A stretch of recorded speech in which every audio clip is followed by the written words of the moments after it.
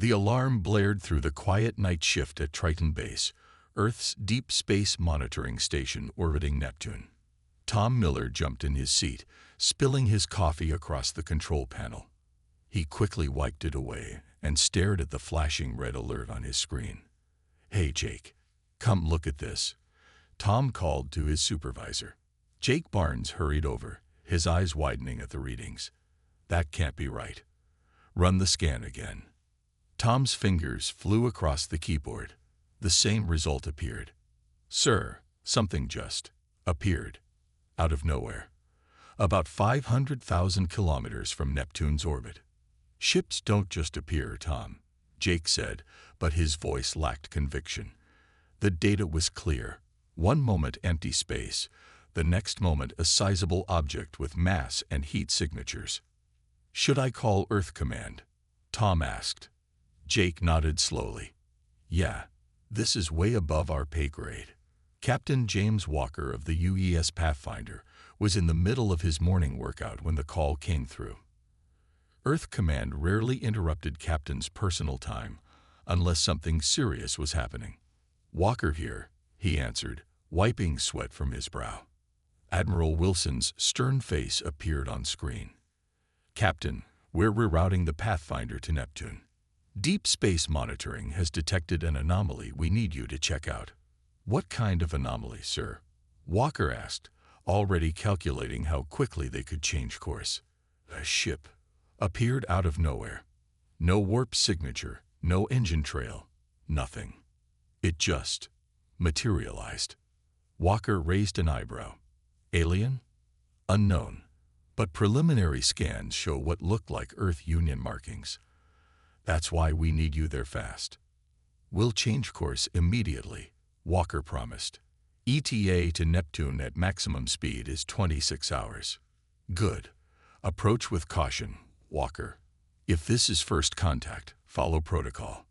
If it's something else, well, use your judgment."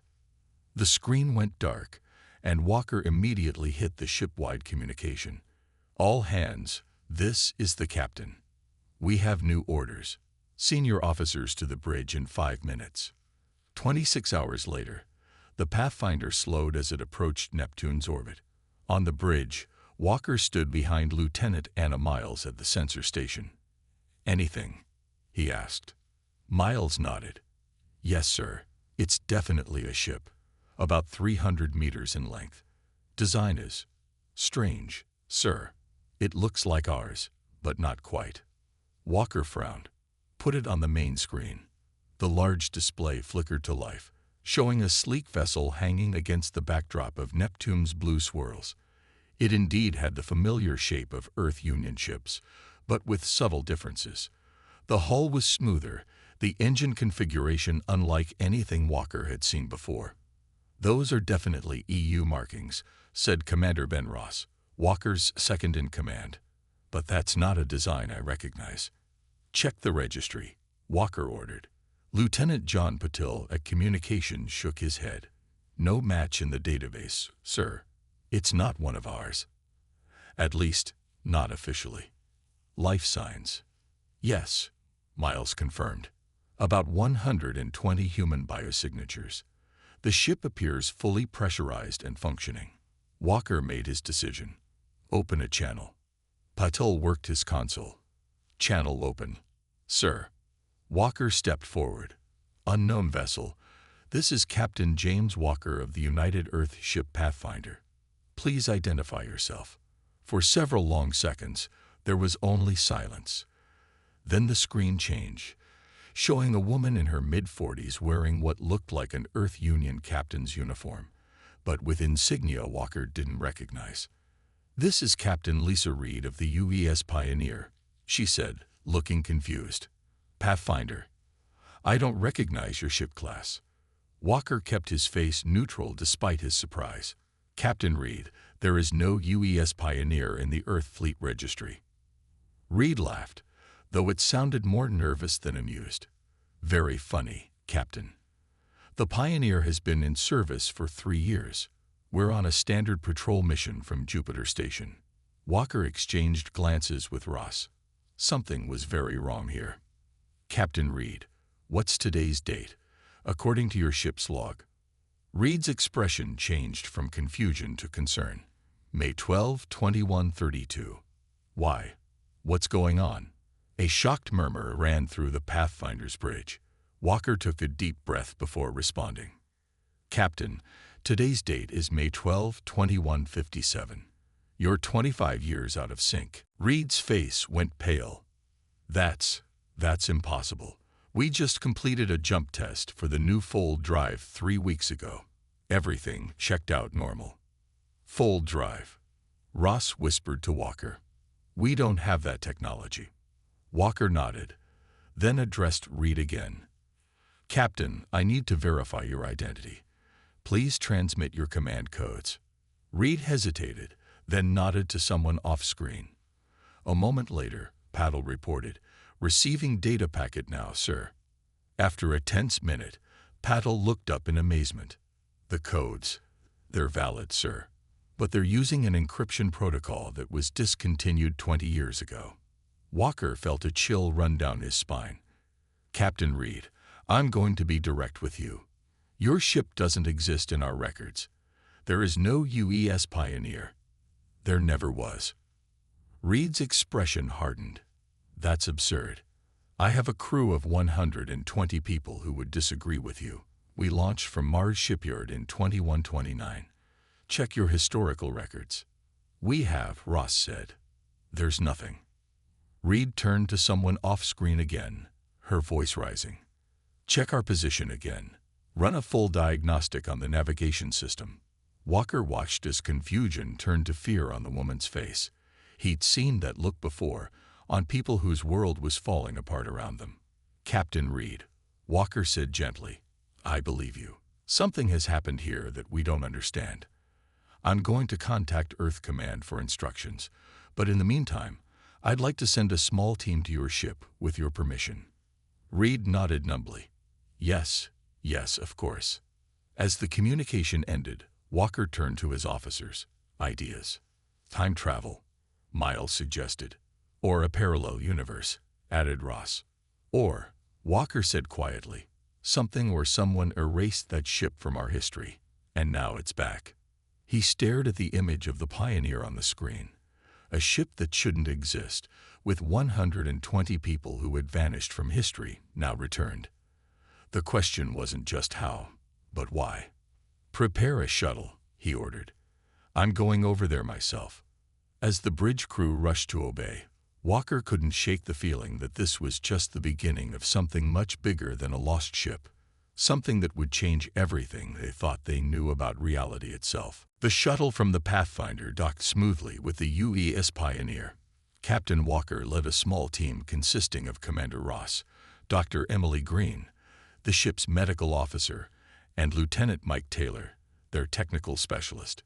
Remember, Walker said as they waited for the airlock to cycle, these people are confused and scared.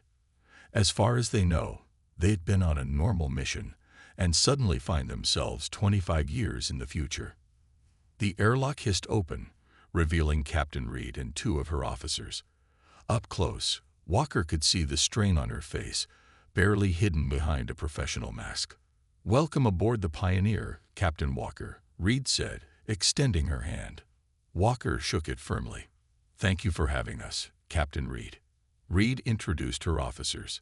This is my first officer, Commander Alex Daniels, and my chief engineer, Lieutenant Pete Wilson. The 2 groups exchanged tense but polite greetings before Reed led them to a conference room. The walk through the Pioneer's corridors was strange for Walker. The design was clearly Earth Union, but older with subtle differences. It felt like walking through a museum exhibit of what ships used to look like.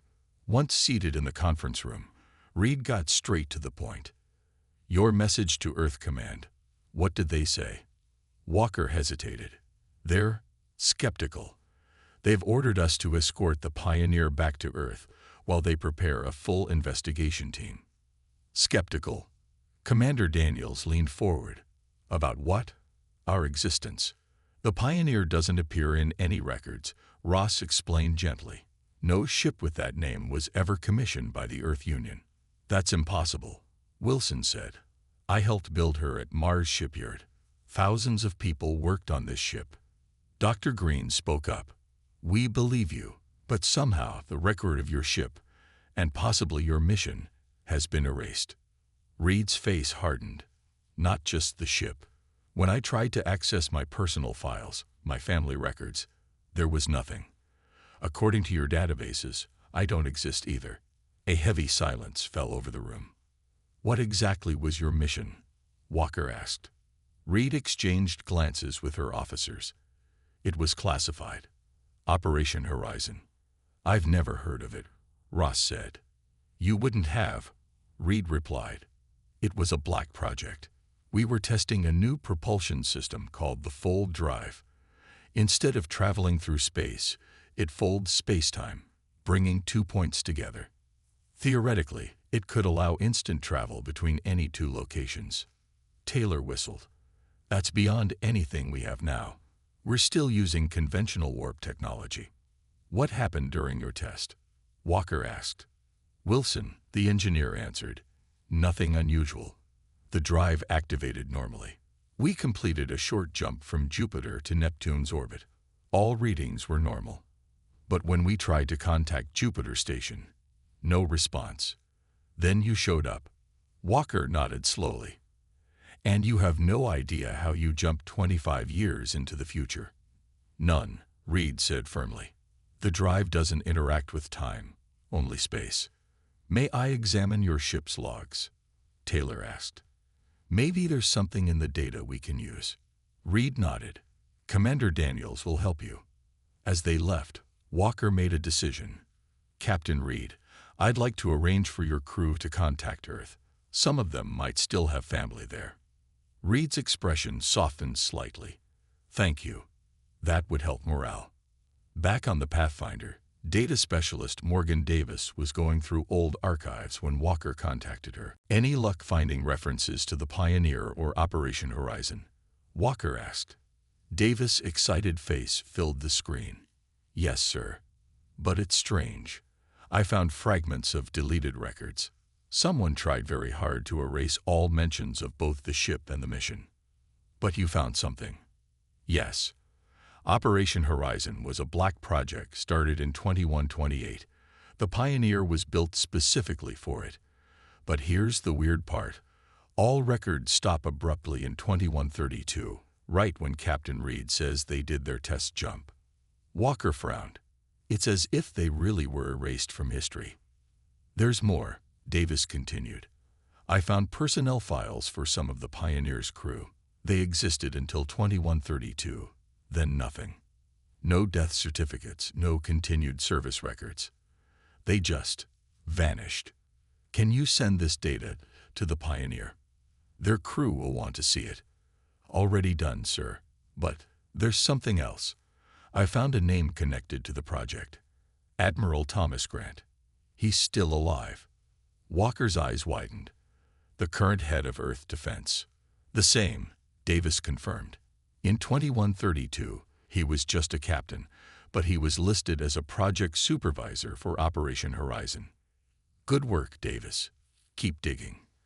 On the Pioneer, the mood was growing darker by the hour. As crew members tried to contact their families on Earth, they faced 3 devastating possibilities. Their loved ones had died during the 25-year gap. They were alive, but had moved on believing the Pioneer crew dead, or most disturbing of all, they had no memory of the crew members at all. Lieutenant Maria Lopes sat staring at her screen, tears streaming down her face. Walker approached carefully. Bad news, he asked gently. My husband, she whispered. He's alive. I found him. But when I sent him a message, he replied that he doesn't know anyone named Maria Lopes. We were married for 5 years before I joined the Pioneer. Walker placed a comforting hand on her shoulder, but had no words that could help. Across the room, Wilson was showing Reed and Walker's team what little data they had on the Fold Drive. The principles are sound, Taylor said, examining the schematics. But this level of technology, we still don't have anything like this in 2157. That's not possible, Wilson insisted. The technology should have advanced, not disappeared. Reed, who had been quiet, suddenly looked up. Unless someone wanted it to disappear. Unless someone deliberately erased not just us, but everything we were working on. Walker considered this. Admiral Grant is still alive. He was connected to your project. Grant. Reed's face darkened. He opposed the project from the beginning. Said it was too dangerous. But he kept his position. Walker noted. While you and your entire ship were wiped from history. Reed stood up. Determination replacing despair. I need to speak with Grant. Face to face. That won't be easy, Walker warned her. He's now the head of Earth Defense, one of the most powerful people in the solar system. I don't care, Reed said firmly. He has answers, and I'm going to get them. My crew deserves to know why they were erased from existence. Walker nodded slowly. We'll reach Earth in 3 days. I'll do what I can to arrange a meeting. As they continued toward Earth, neither captain knew they were headed straight into a conspiracy bigger than either could imagine. One that had successfully rewritten history once before and would not hesitate to do so again. Earth grew larger in the view screen as the Pathfinder and Pioneer approached, the blue-green planet looking much the same as it had when the Pioneer's crew last saw it. 25 years ago for the rest of the universe, just 3 weeks for them. We're being hailed by Earth Defense Command, Lieutenant Patel announced on the Pathfinder's bridge. Walker nodded. Put it through. The stern face of Admiral Jane Collins appeared. Captain Walker, your approach is confirmed. The Pioneer is to be directed to Orbital Station Delta 7 for quarantine. No crew transfers permitted. I repeat, no Pioneer personnel are to set foot on Earth or any other station until further notice.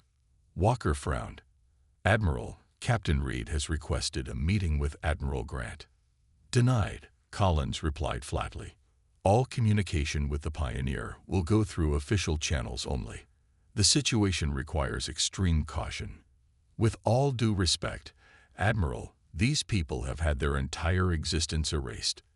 They deserve answers. Collins' expression hardened. That's yet to be determined, Captain. For all we know, this could be an elaborate hoax or worse. Follow your orders. Collins out. The screen went dark.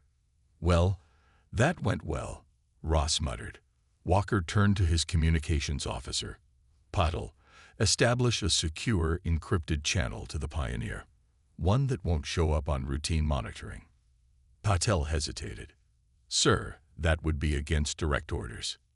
I'm aware, Lieutenant. Do it anyway. On the Pioneer, Captain Reed received the news of their quarantine with cold anger. They're going to keep us locked away while they decide what to do with us, she told her senior staff. Commander Daniels crossed his arms, or while they figure out how to make us disappear again. The communication system chimed. Wilson checked it and looked surprised. It's Captain Walker on a secure channel. Reed activated the screen. Walker's face appeared, looking grim. Captain Reed, I'm sorry about this. Earth Defense is treating your ship like a potential threat. We're not surprised, Reed replied. But we won't be brushed aside. My crew deserves answers. I agree, Walker said. That's why I have a plan. My data specialist, Morgan Davis, has been digging deeper. She's found something disturbing. The screen split to show Davis's face. Captain Reed, I've been analyzing the fragments of records I found. It appears Admiral Grant didn't just erase your records. He used experimental technology to erase you from the timeline itself. Reed's blood ran cold. How is that possible? The fold drive, Davis explained. According to the fragments I recovered, Grant believed the drive could be weaponized, not just for transport, but for temporal manipulation. He called it strategic timeline correction. In plain language, Reed asked. He found a way to erase events from history, Walker said gravely, and he tested it on your ship and crew. The Pioneer's officers exchanged shocked glances. But we're back now, Wilson said. How? Davis shook her head. I don't know. But I found evidence that Grant has continued the research. He's been developing weapons that could alter battlefield outcomes by selectively erasing events. Reed's mind raced with the implications. God help us. If he could erase a ship and crew, he could erase anything. Wars, treaties, people. Exactly, Walker confirmed. And now you've reappeared. The very test subjects who could expose everything. No wonder they want us quarantined, Daniels muttered. I need to get this information to Earth's leadership, Reed insisted. Walker nodded. I've arranged for a small shuttle to dock with the Pioneer tonight. It can take you to a private landing pad owned by a friend of mine. From there, we can get you to the Global Council building. That's risky, Reed said. For both of us. It's necessary, Walker replied firmly. This goes beyond our careers now. Later that night, Reed prepared to board the shuttle. She had chosen only 2 companions, Commander Daniels and Dr. Jack Tanner, the Pioneer's science officer who understood the fold drive better than anyone except Wilson, who would stay behind to protect the ship. As they approached the airlock, Wilson rushed in. Captain, you need to see this. He handed her a tablet showing a security feed of Delta 7 station. A team in black uniforms was preparing what looked like specialized weapons. They're getting ready to board us, Reed realized. It gets worse, Wilson said grimly. I did a spectral analysis of those devices. They're generating the same energy signature as the fold drive, but modified. Reed's face paled. They're going to try to erase us again. We need to move now, Daniels urged. Reed nodded, then activated her communicator. Attention all Pioneer crew. Battle stations. Prepare for possible hostile boarding. This is not a drill. On Earth, Morgan Davis was in her apartment, frantically copying the evidence she'd gathered onto secure drives when her door burst open. 3 men in plain clothes entered, weapons drawn. Morgan Davis, you're under arrest for espionage and unauthorized access to classified materials, one stated coldly. Davis lunged for the alarm button on her desk, but never reached it. A blue light flashed from one of the men's devices, enveloping her. When it faded, Davis was still there, but looking confused. Where am I? She asked. Who are you people? The leader smiled. Just a routine security check, Ms. Davis. Everything seems fine. You were just about to go to bed, remember? Davis nodded slowly, her eyes unfocused.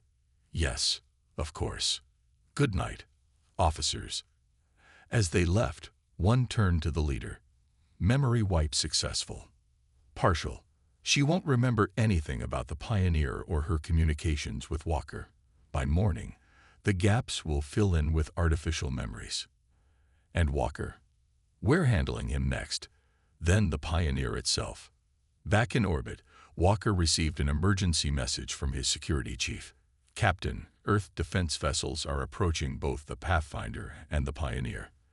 They're heavily armed and not responding to hails. Walker made an instant decision. Sound battle stations, shield the Pioneer as best we can, and get me Captain Reed immediately. On the view screen, Reed's face appeared, tense but determined. We see them, Captain. Reed, you need to run. Now, use the fold drive. It's not fully charged, and we have no idea where we'd end up, or when. Anywhere is better than here. They're not coming to quarantine you. They're coming to erase you. Permanently this time. Reed nodded. What about you? I'll buy you time. Go. As the Earth defense vessels closed in, the Pioneer's engines began to glow with an eerie blue light. The space around the ship seemed to bend and warp. Walker watched in amazement as the Pioneer literally folded out of existence, leaving empty space where the ship had been seconds before. Sir, his tactical officer reported nervously, Earth defense vessels are now targeting us. Walker straightened his uniform. Open a channel. It's time Admiral Grant explained himself to the entire Earth fleet. Behind him, the stars seemed to shimmer strangely, as if reality itself was uncertain about what should exist and what shouldn't. Whatever Captain Reed had done, It had created ripples in the fabric of time, ripples that were spreading rapidly across the solar system. The Pathfinder shuddered as another blast from the Earth defense vessels struck its shields. Shields at 42%, Lieutenant Miles reported from her station. "They're not trying to destroy us, sir. They're trying to disable us." Captain Walker gripped the arms of his command chair. "Keep hailing them. All frequencies. I want to speak to Admiral Grant directly." "Sir," Ross said quietly, stepping closer to Walker. "What's our plan here? We can't fight the entire Earth defense fleet." "We don't need to," Walker replied. "We just need to make enough noise that someone listens." Suddenly, Patel called out from communications. "Captain, I'm getting reports from Earth. People are experiencing memory flashes, memories they claim never happened before." Walker leaned forward. "Put it on screen." The main display switched to a news broadcast showing scenes of confusion across Earth. People were stopping in the middle of streets, offices and homes, clutching their heads and describing sudden memories of events they couldn't possibly have experienced. Many claiming to remember family members who don't exist, the news anchor was saying. Others report memories of alternate career paths or relationships. Medical experts are baffled by what some are calling a global neurological event. It's the Pioneer, Walker realized. When it folded space, it created temporal ripples. Reality is trying to realign itself. A new voice cut through the bridge. "Very astute, Captain Walker." The screen changed to show Admiral Thomas Grant's cold, calculating face. "Admiral," Walker acknowledged. "I was hoping we'd speak." "You've created quite a problem," Grant said.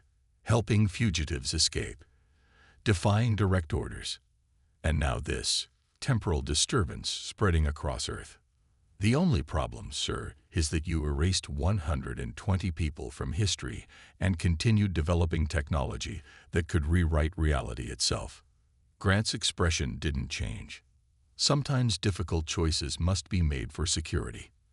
The fold technology was too dangerous to be widely known. It still is." "That wasn't your choice to make," Walker said firmly. "Actually, it was. The Global Security Council gave me that authority 25 years ago. The Pioneer was never supposed to return." "And yet it did," Walker replied, "which suggests even your temporal technology has limits." Grant's eyes narrowed. "A problem I intend to correct. Where is the Pioneer now, Walker?" "I have no idea. And even if I did, I wouldn't tell you." "Then you're of no further use to me," Grant said coldly. "Goodbye, Captain." The screen went dark. "Sir," Miles called out in alarm. "Defense vessels are charging weapons. Full power this time." Walker hit the ship-wide comm. "All hands, brace for impact." Light years away, the Pioneer drifted in an unknown region of space, its emergency systems running on minimal power. Inside, the crew worked frantically to assess their situation. "Where are we?" Reed asked, looking at the unfamiliar star patterns on the navigation screen. Wilson shook his head. "I don't know, Captain. The emergency fold jump was unpredictable. But that's not our biggest problem." He pointed to a display showing the space around the ship. Strange ripples of light pulsed outward from their position, distorting the stars. "The fabric of space-time is unstable around us," Dr. Tanner explained. "It's as if our very existence is causing reality to hiccup." "Can you explain in simpler terms, Doctor?" Reed asked. Tanner considered for a moment. "We were erased from Timeline A. Now we're back, creating Timeline B. But the universe doesn't like contradictions. It's trying to fix itself, and we're the problem." Commander Daniels frowned. "So what happens to us?" "I don't know," Tanner admitted. "But I'm seeing evidence that these ripples are spreading. Fast. Eventually, they'll reach Earth." Reed's expression darkened. "And Walker? The Pathfinder? If Grant has his way," Daniels said grimly, "they may already be gone." Reed made a decision. "Wilson, hit the fold drive online again. We're going back." "Captain," Wilson protested. We barely escaped last time, and the drive needs at least 48 hours to recharge properly. We don't have 48 hours. Find a way. As her officers rushed to obey, Reed stared at the rippling distortions on the screen. Hold on, Walker, she whispered. We're coming. On Earth, chaos was spreading. The memory flashes were growing stronger and more frequent. People reported seeing stars disappear and reappear in the night sky. Electronic systems began failing as reality itself seemed to fluctuate. In his secure command center beneath the Global Council building, Admiral Grant monitored the situation with growing concern. The temporal disruption is expanding exponentially, sir, his science officer reported. At this rate, we'll experience major reality failures within 24 hours. What about the Pathfinder? Grant demanded. Disabled but not destroyed. We have Walker and his senior officers in custody. Grant nodded. Bring Walker to me. 30 minutes later, a battered Captain Walker was brought into Grant's office, his hands bound. You look terrible, Captain, Grant observed coolly. Walker managed a smile despite his split lip. You should see the other guy. I did. He's being treated for a broken jaw. Grant activated a screen showing the spreading disruptions. Do you understand what's happening, Walker? What you've helped cause? I understand that you tried to play God, and now reality is rebelling. Grant slammed his fist on the desk. I was protecting humanity. The fold drive isn't just a transportation system. Once we understood its full potential, we realized it could be used to erase existential threats before they ever happened. Like erasing a terrorist attack, Walker asked.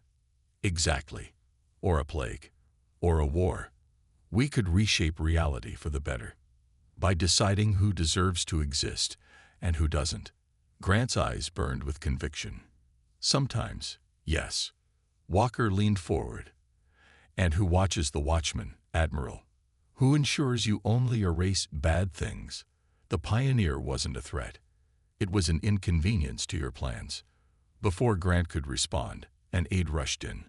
Sir, we've detected another fold signature. The Pioneer is back, in Earth orbit. Grant stood quickly. Target all weapons. Erase that ship now. You can't, Walker said. Don't you see? They're a fixed point now. The more you try to erase them, the worse these ripples get. On the screens around them, the disruptions intensified.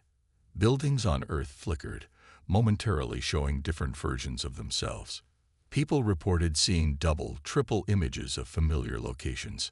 Reality is tearing itself apart, Walker said urgently, and it's centered on the Pioneer. They're not just a ship anymore.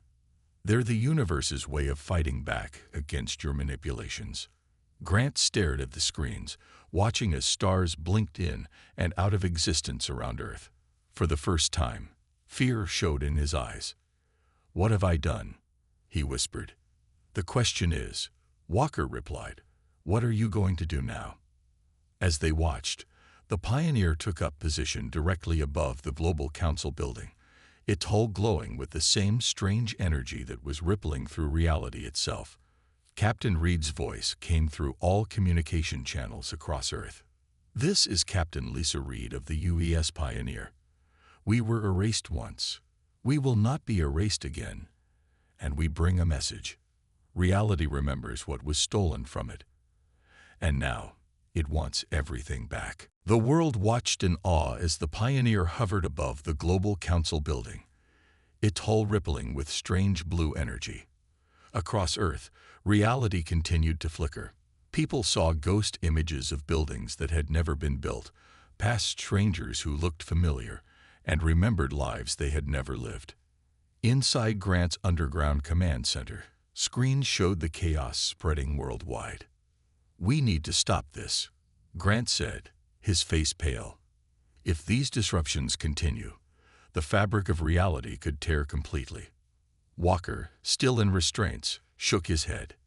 You can't stop it by erasing the Pioneer again. That will only make things worse. Then what do you suggest? Grant demanded. Let me talk to Captain Reed, Walker said. Maybe together we can find a solution. Grant hesitated, then nodded to a guard. Release him. As Walker's restraints were removed, the building shook violently. Outside, the sky had taken on a strange, shimmering quality, as if multiple versions of reality were trying to exist in the same space. We don't have much time, Walker warned. On the Pioneer, Reed and her officers monitored the spreading disruptions. The temporal ripples are accelerating, Tanner reported. At this rate, we have less than an hour before permanent damage to the space-time continuum. Options? Reed asked. Wilson looked up from the engineering console. The fold drive is creating these ripples. If we shut it down completely, we might disappear again, Daniels finished grimly. We can't let that happen, Reed said firmly. But we can't let reality tear itself apart either. The communication system chimed. Captain, the communications officer called. We're receiving a transmission from the surface. It's Captain Walker. Walker's face appeared on screen, looking battered but determined. Captain Reed, we need to talk. Fast. Walker, you're alive, Reed said with relief. What's your situation? I'm with Admiral Grant. He acknowledges the situation is out of control. The temporal disruptions are getting worse. Reed's expression hardened at the mention of Grant. The man who erased us wants our help now. Not just his life is at stake, Walker reminded her. Everyone on Earth. Maybe everyone everywhere. Reed knew he was right. Our science officer believes the fold drive is causing the disruptions. But if we shut it down, you might be erased again, Walker finished. We need another solution. Tanner stepped forward. Captain, I've been analyzing the temporal readings. I think I understand what's happening. All eyes turned to him as he explained. When we were erased, we didn't actually cease to exist. We were just disconnected from the main timeline. Now we're back, and the universe is trying to reintegrate us. How? Reed asked. The human consciousness seems to be the key, Tanner continued. The memory flashes people are experiencing. That's the universe trying to update their memories to include us and other things that were erased. Wilson's eyes widened with understanding. So we're not the problem. We're the solution. The universe wants to remember. But Grant's technology is fighting against that natural correction, Tanner finished. Walker, who had heard everything, turned to Grant. Your temporal weapons, they're still active, aren't they? Still trying to maintain the erasure. Grant nodded reluctantly. The system is automatic. It detects temporal anomalies and works to correct them. Turn them off, Walker demanded. It's not that simple, Grant protested. The system is designed to be permanent. Self-sustaining. Reed's voice cut through the conversation. Then we'll have to destroy it. And I think I know how. 1 hour later, the Pioneer had moved to a new position directly above the secret facility that housed Grant's temporal technology. Walker, now on board the Pioneer, stood with Reed on the bridge. The plan is risky, Walker warned. If it fails. I know, Reed said quietly. But my crew voted unanimously. We'd rather risk everything than live in a world where people can be erased from existence on one person's order. Wilson spoke from the engineering station. Fold drive modified as requested, Captain. Instead of folding space, it will create a controlled temporal anchor point. In English, please, Reed said. Tanner explained. When activated, the drive won't move us through space. Instead, it will create a field that prevents any further changes to the timeline. Human consciousness within the field will retain memories across any timeline alterations. How big will the field be? Walker asked. If our calculations are correct, Tanner said, it should cover the entire solar system. Maybe farther. And the cost? Reed asked, though she already knew the answer. Tanner's expression was somber. The Pioneer will be the anchor point. We'll be frozen between moments of time. Not dead, but not fully in this reality either. Reed nodded, then turned to address her crew over the ship-wide comm. This is your captain. In a few minutes, we will activate the modified fold drive. This will protect humanity from temporal manipulation forever.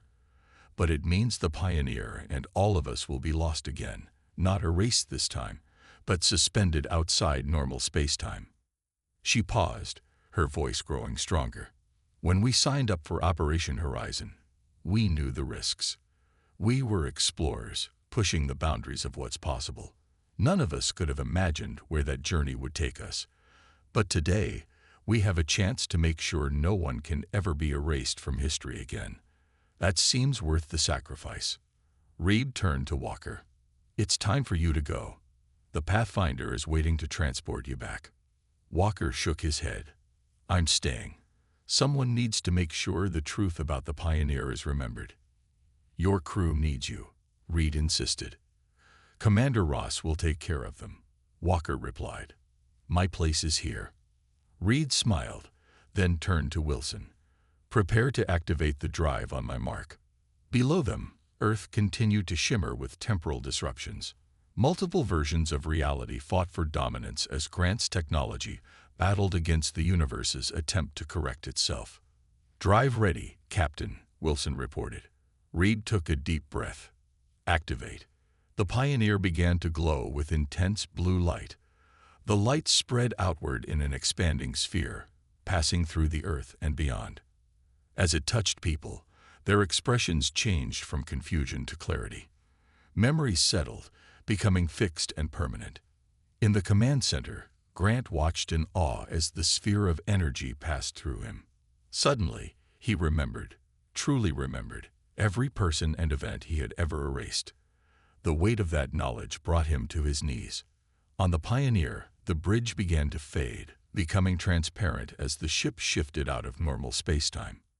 It's working, Tanner said, looking at his readings. The timeline is stabilizing. Reed and Walker stood at the view screen, watching as Earth became solid again. The flickering stopped, and reality settled into a single, stable version. They'll remember us now, Reed said softly. All of us. Not just remember, Walker replied. Honor.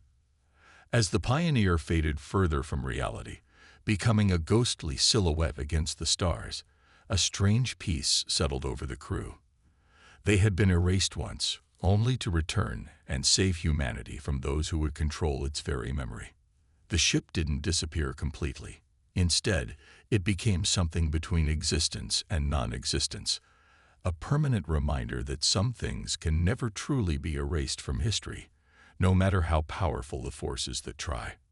1 year later, a memorial orbited Earth where the Pioneer had made its final sacrifice. It bore a simple inscription that people from across the solar system came to read. For those who were erased but refused to be forgotten. And sometimes, when the light from the sun hits the memorial just right, observers swear they can see a ghostly ship shimmering in the void. The ship that was erased from history, but came back to save it.